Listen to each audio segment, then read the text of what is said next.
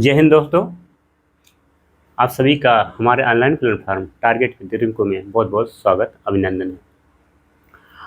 आज हम लोग मूल विधि के अंतर्गत एक नया टॉपिक देखेंगे जिसका नाम है मानवाधिकार संरक्षण अधिनियम 1993। जैसा कि शब्द है मानवाधिकार संरक्षण अधिनियम 1923 का, इसमें जो मानवाधिकार दो शब्दों से मिलकर बना है, मानव प्लस अधिकार। मानव प्लस अधिकार, मानवाधिकार जो है दो शब्दों से मिलकर बना है।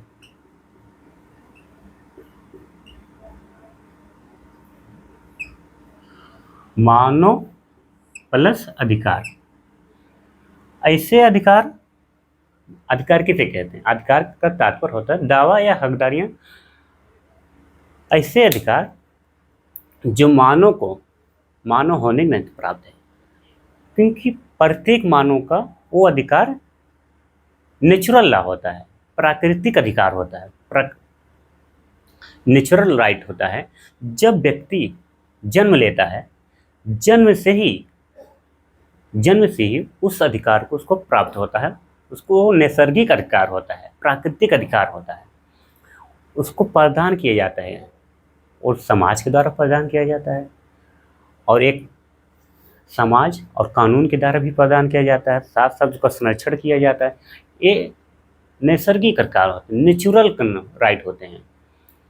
ये इसी के प्रयास के लिए जब व्यक्ति जन्म लेता है, जब व्यक्ति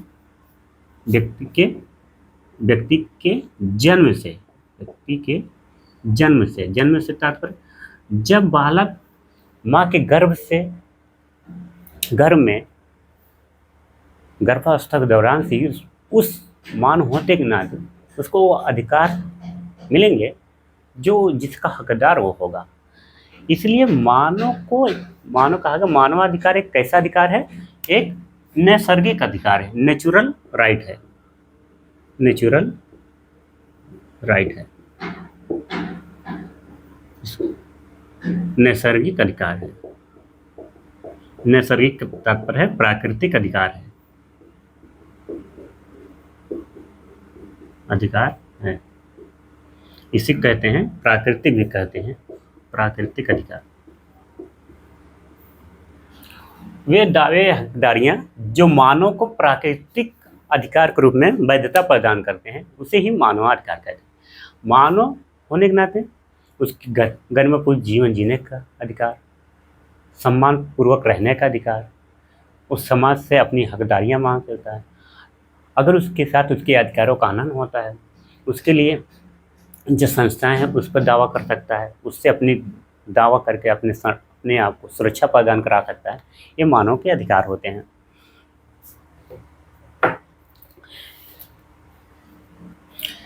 इसमें कहा गया है किसी भी दशा में, कोई भी परिस्थिति कोई भी दशा हो, इसमें मानवाधिकार का उल्लंघन नहीं किया जाएगा, मानव के अधिकारों का हनन नहीं किया जाएगा, मानव जो अधिकार है उससे वंचित नहीं किया जाएगा। प्रत्येक व्यक्ति को गरिमापूर्ण जीवन जीने का और अपना विकास करने का राइट होता है। आइए आगे देते हैं। मानवाधिकार की कोई, यहाँ लिखेंगे, कोई स्पष्ट परिभाषा, कोई स्पष्ट परिभाषा नहीं है।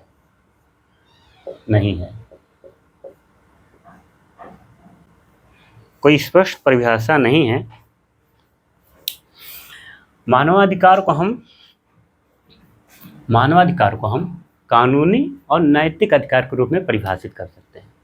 कैसे? यहाँ देखेंगे, मानवाधिकार को हम कानून का सहारा ले सकते हैं, और एक नैतिकता जो प्रत्येक व्यक्ति के अंदर कुछ न कुछ नैतिकता होती है, उस नैतिकता को ध्यान में रखते उसके आधार पर हम परिभाषित कर सकते हैं मानवाधिकार को। हम मानवाधिकार को कैसे नैतिक और कानूनी आधार पे कानूनी आधार पे परिभाषित कर सकते हैं। नैतिक और कानूनी आधार पे मानव अधिकार को परिभाषित कर सकते हैं, परिभाषित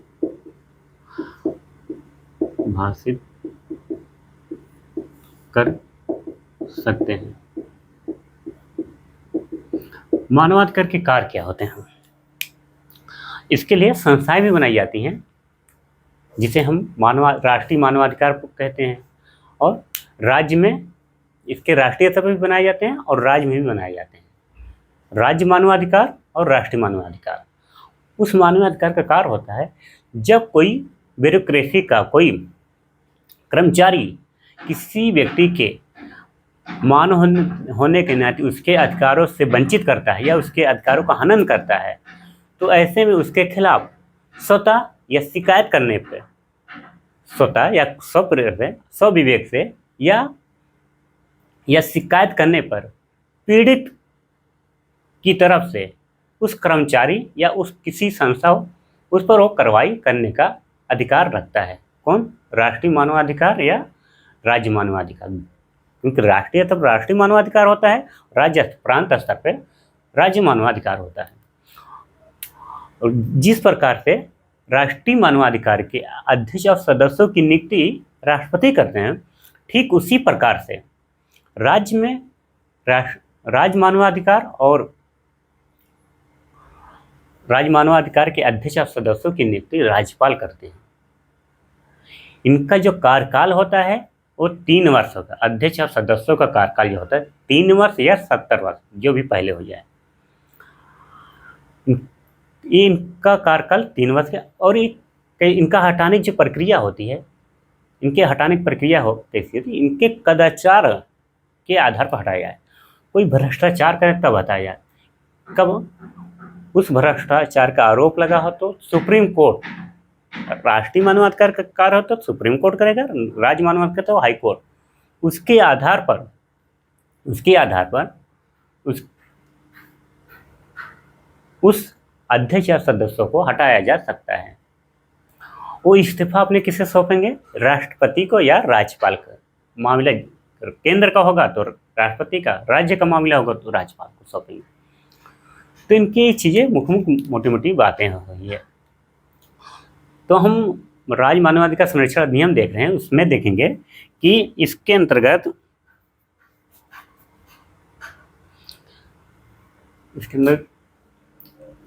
कानूनी आधार पर परिभाषित करते हैं। ये भी सुनिश्चित करता है, गरिमापूर्ण जीवन जीने का आधार भी सुनिश्चित करता है मानवाधिकार संरक्षण अधिनियम 1993। आइए आगे देखते हैं।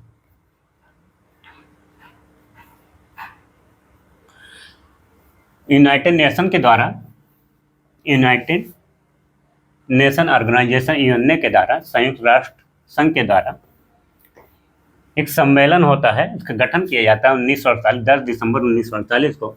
उसमें मानवाधिकार विश्व स्तर पर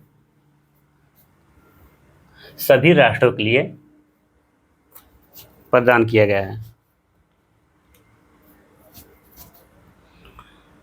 यहाँ देखेंगे यूएनए के द्वारा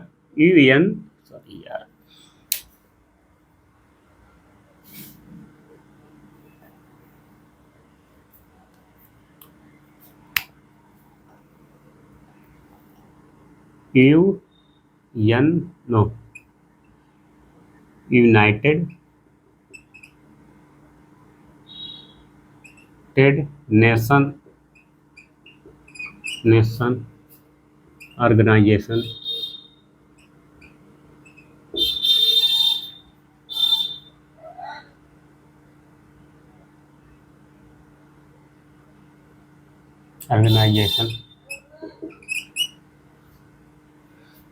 संयुक्त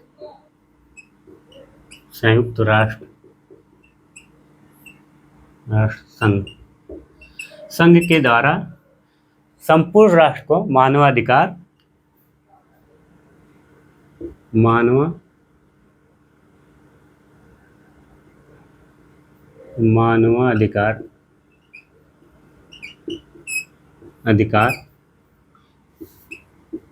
की मान्यता प्राप्त है, मान्यता प्राप्त है, प्राप्त है।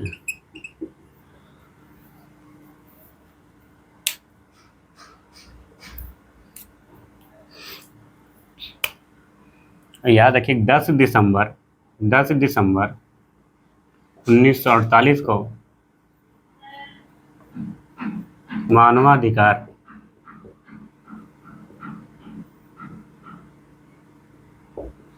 की घोषणा होती है, की घोषणा होती है। इतनी बातें याद रखेगा कि 10 दिसंबर 1948 को इरना के प्रस्ताव के द्वारा अंतर्राष्ट्रीय मानवाधिकार की घोषणा की जाती। इसी समय से अंतर्राष्ट्रीय 10 दिसंबर को अंतर्राष्ट्रीय मानवाधिकार दिवस मनाया जाता है। अंतर्राष्ट्रीय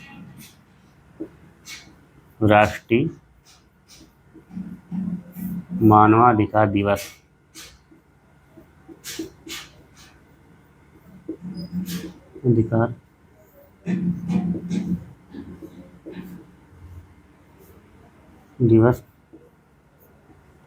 मनाया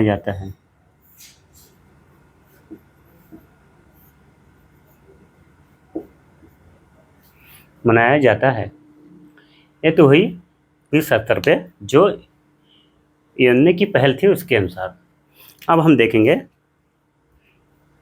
राष्ट्रीय मानवाधिकार अधिनियम 1993 का, जो 28 सितंबर 1993 से लागू होता है। उसमें देखेंगे कितने अध्याय हैं, कितनी धाराएं हैं, इस सब की चर्चा करते हैं एक एक करके।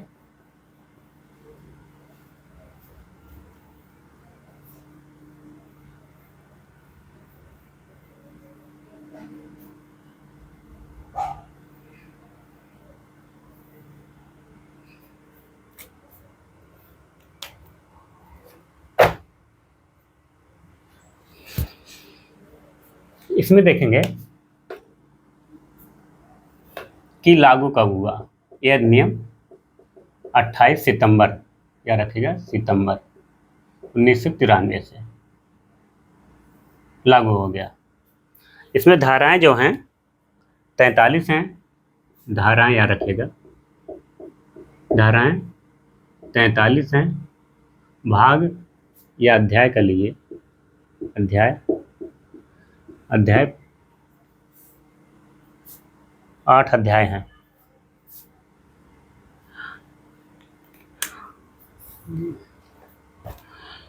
आगे देखते हैं इसी में कि धारा एक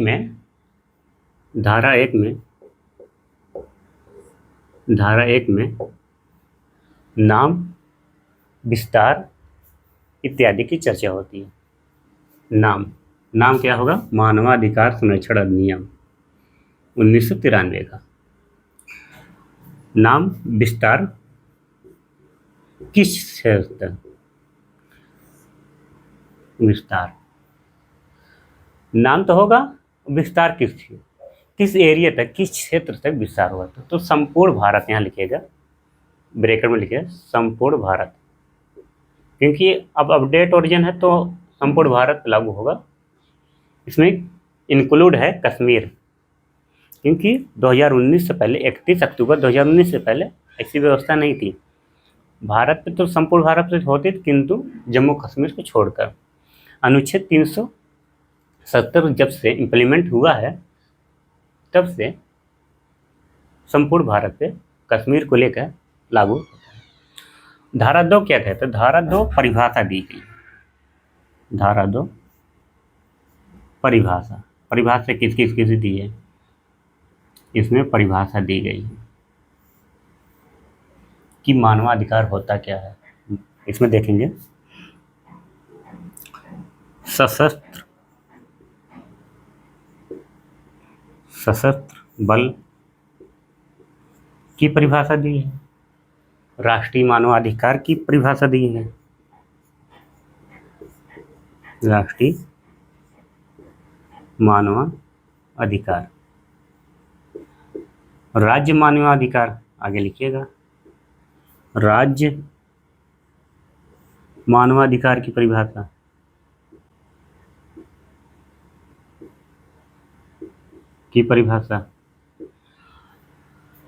राष्ट्रीय जाति आयोग की परिभाषा, राष्ट्रीय अनुसूचित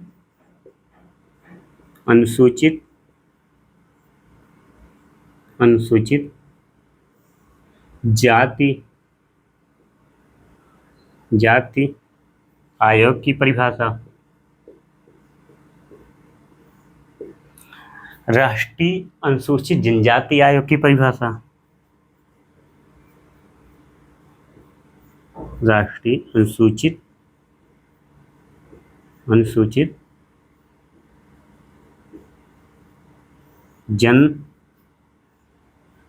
जनजाति की परिभाषा, जनजाति आयोग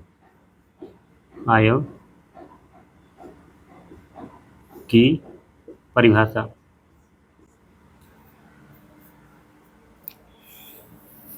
राष्ट्रीय महिला आयोग की परिभाषा, लिखिएगा इसी में, राष्ट्रीय महिला आयोग की परिभाषा, राष्ट्रीय अल्पसंख्यक आयोग की परिभाषा, महिला आयोग, राष्ट्रीय अल्पसंख्यक आयोग,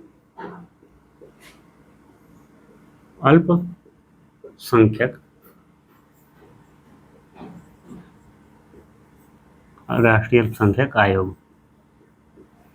इन सब की परिभाषाओं का उल्लेख मानवाधिकार संरक्षण अधिनियम की धारा 2 के अंतर्गत किया गया है। तो आइए इसके आगे के कुछ ये देख लेते हैं कि धारा 3 में कहा गया है,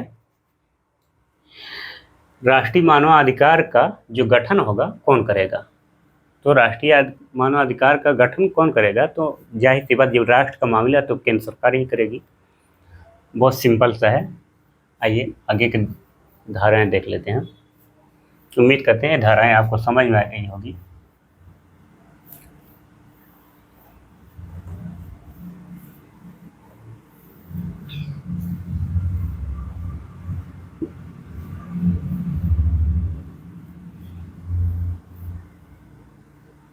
आइए धारा 3 देख लेते हैं।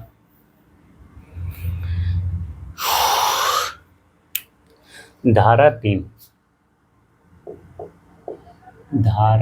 ऐसा करके लिखेंगे। इसमें गठन की बात की गई है, राष्ट्रीय मानवाधिकार का गठन। एक शब्द में लिखेगा, राष्ट्रीय मानवाधिकार का गठन, राष्ट्रीय मानवाधिकार का गठन। गठन से तात्पर्य है इसका गठन करेगा केंद्र सरकार। ब्रैकेट में लिख लीजिए, करेगा कौन करेगा, प्रश्न अपने से कीजिए, कौन करेगा केंद्र सरकार। इसी में इसकी संरचना भी आ जाएगी, केंद्र सरकार। कौन करेगा, केंद्र सरकार। संरचना कैसी होगी, संरचना इसमें होगी आपकी 7 सदस्यीय होगी। अध्यक्ष होगा एक, और एक अध्यक्ष होगा,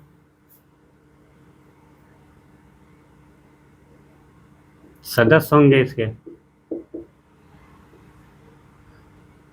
और यहाँ 2 सदस्य होंगे, याद रखिएगा। और 4 ऐसे व्यक्ति होंगे, अध्यक्ष याद रखिएगा, अध्यक्ष वही हो सकता है, यहाँ कन्फ्यूजन मत कीजिएगा। अध्यक्ष सुप्रीम कोर्ट का चीफ जस्टिस, CJI या करके लिखिए, या रिटायर्ड जज होंगे वो भी हो सकते हैं। यहाँ लिखिएगा जो सीजीआई हैं वो रिटायर भी हो सकते हैं, जो पूर्व में सीजीआई रह चुके उनको, या अन्य जज सुप्रीम कोर्ट के अध्यक्ष की भी वही प्रक्रिया है। सदस्य के भी रूप में जो आएगा वो भी सुप्रीम कोर्ट का जज होना चाहिए। और 4 ऐसे व्यक्ति होंगे, 4 जो मानवाधिकार संरक्षण संधि कार्य किए हों, उनको अनुभव प्राप्त हो, समाज सेवा किए हों, वो आएंगे। और इसमें से एक महिला होगा, एक महिला होनी जरूरी है। इसमें एससी बैकग्राउंड की भी होना चाहिए, एससी एसटी अल्पसंख्यक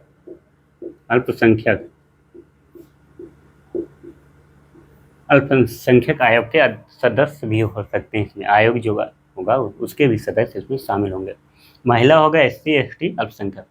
सदस्य होंगे 2 जो सुप्रीम कोर्ट के जज के बराबर होंगे, वो रिटायर्ड जज हो सकते हैं या वर्तमान हो वो भी हो सकते हैं। तो इनके सदस्य हैं। आइए इसी समय हम कार्यकाल देख लेते हैं। आगे तो ये होगा कार्यकाल अध्यक्ष और सदस्य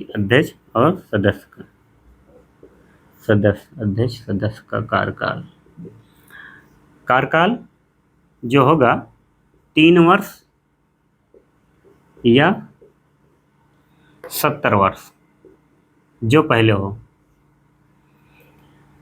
3 वर्ष से तात्पर्य है कोई 53 साल का व्यक्ति अध्यक्ष बनता है तो अपना कार्यकाल पूरा करेगा पूरे 3 साल, बढ़ के कहने का तात्पर्य 56 वर्ष तक वो ये पद पे रहेगा। 70 वर्ष से तात्पर्य 70 कोई व्यक्ति 69 साल का है, जो अध्यक्ष है 69 साल का है। जो 69 साल का व्यक्ति है वो अध्यक्ष बनता है तो कितने साल रहेगा? 1 साल, उसकी एज पूरी हो जाएगी और 70 साल का हो जाएगा। तो कहने का तात्पर्य है कि अपना कार्यकाल वो 70 वर्ष में पूरा कर ले या 3 वर्ष में पूरा कर ले, वो डिपेंड करता है उसकी एज कितनी एज है, कितनी एज पे वो अध्यक्ष पद पे आश्रित हुआ, उस समय उसकी एज क्या रही होगी, ये याद दिलाता है।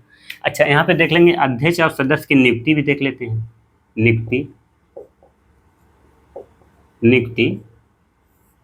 नियुक्ति कौन करेगा? राष्ट्रपति। ये त्याग पत्र कैसे देंगे? त्याग पत्र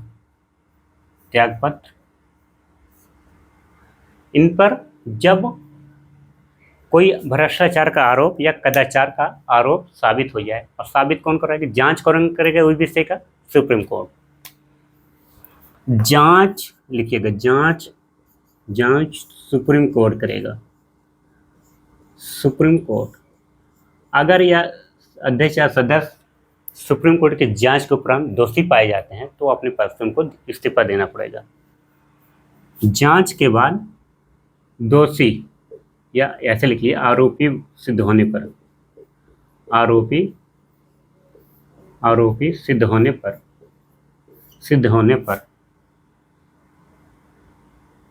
पद से त्याग पत्र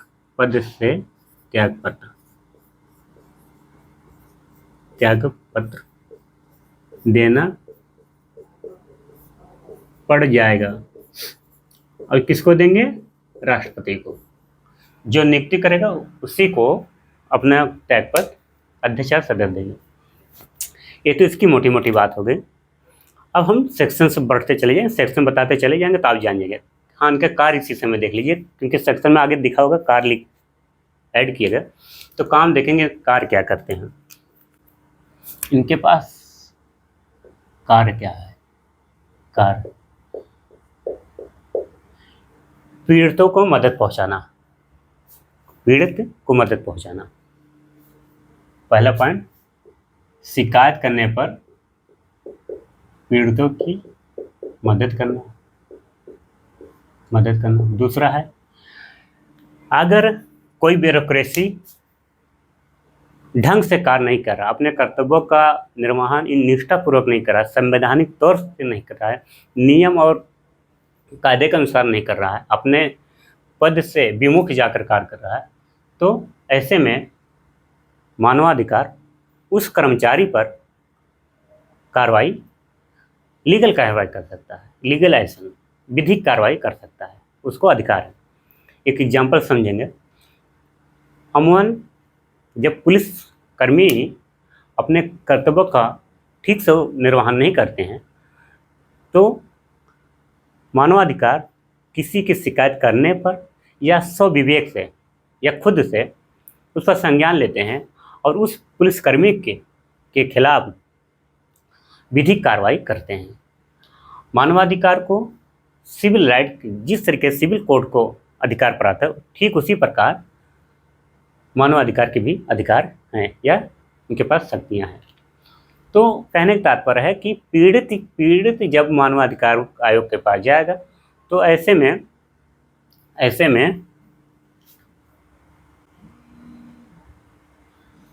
में मानवाधिकार उस पीड़िता की बात को सुनेगा और उस पर जो आरोपी है कार्रवाई करने का कार्य करेगा। यही इसकी मुख्य बातें हैं। आइए सेक्शंस देख लेते हैं।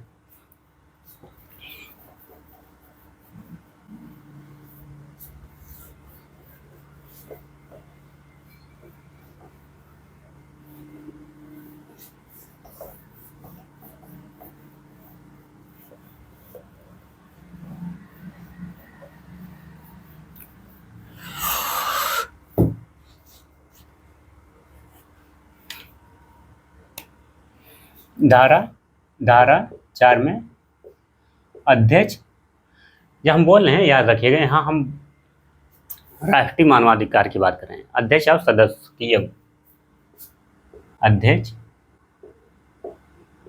एवं सदस्य की बात करता है धारा 4।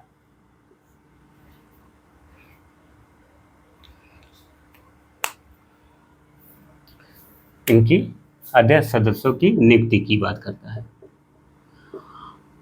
ये राष्ट्रीय मानवाधिकार की बात कर रहे हैं, नियुक्ति, धारा 4। धारा 5 देखेंगे। धारा 5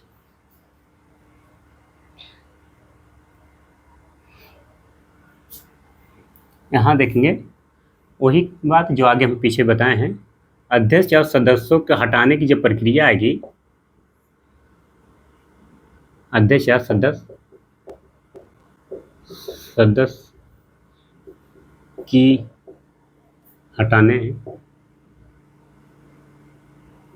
हटाने का प्रावधान,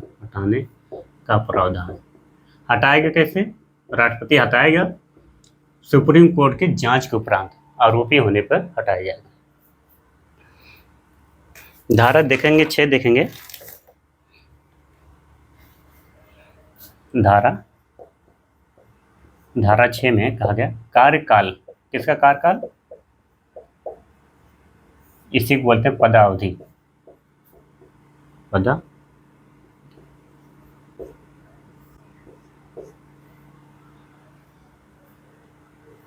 कार्यकाल सदस्यों या अध्यक्ष के, यहाँ कार्यकाल देखेंगे ना, अध्यक्ष और सदस्य के कार्यकाल,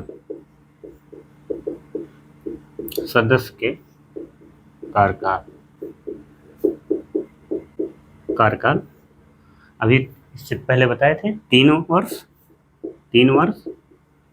या 70 वर्ष। ये चीजें याद रखिएगा।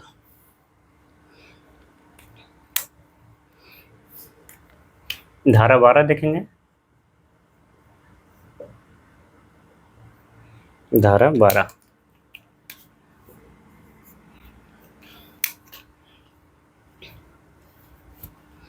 इसमें देखेंगे आयोग के कार्य या कर्तव्य और शक्ति। राष्ट्रीय, ऐसे लिख लेंगे, राष्ट्रीय मानवाधिकार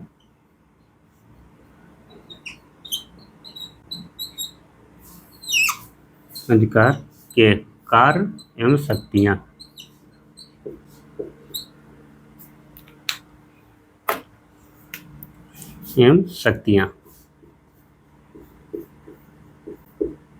शक्तियाँ कैसे प्राप्त है? जिस प्रकार से सिविल कोड की शक्ति है, जिस प्रकार की शक्ति सिविल कोड के पास होता है, ठीक इसी प्रकार की शक्ति राष्ट्रीय मानवाधिकार के पास है। और कार्य क्या है? कार्य है पीड़िता को न्याय देना, कोई पीड़ित को न्याय देना। किसके ऊपर कार्रवाई करेंगे? कोई कर्मचारी हैं जो ब्यूरोक्रेट हैं, उनके पर वो अपने कर्तव्यों का निर्वहन नहीं कर रहे हैं, तो उनके खिलाफ विधिक कार्रवाई राष्ट्रीय मानवाधिकार आयोग करता है।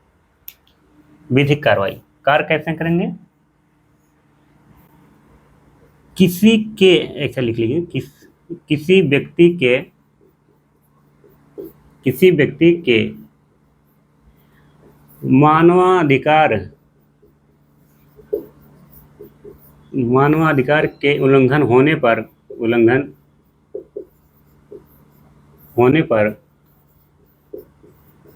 पर उससे न्याय प्रदान करना,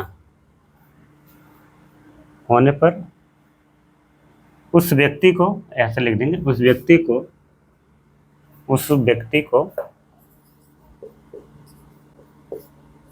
व्यक्ति को संरक्षण प्रदान करना,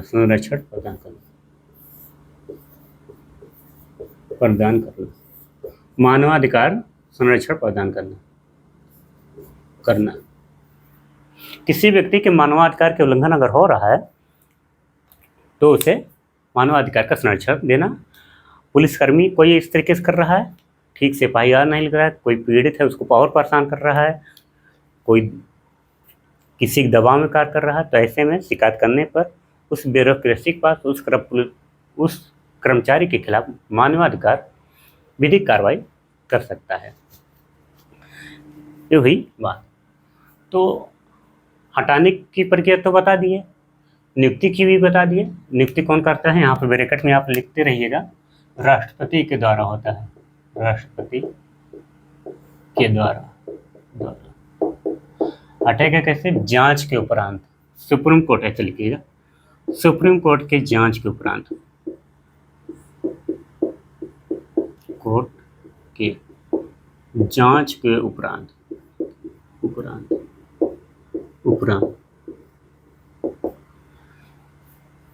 उम्मीद करते हैं ये चीज़ें आपको समझ आई।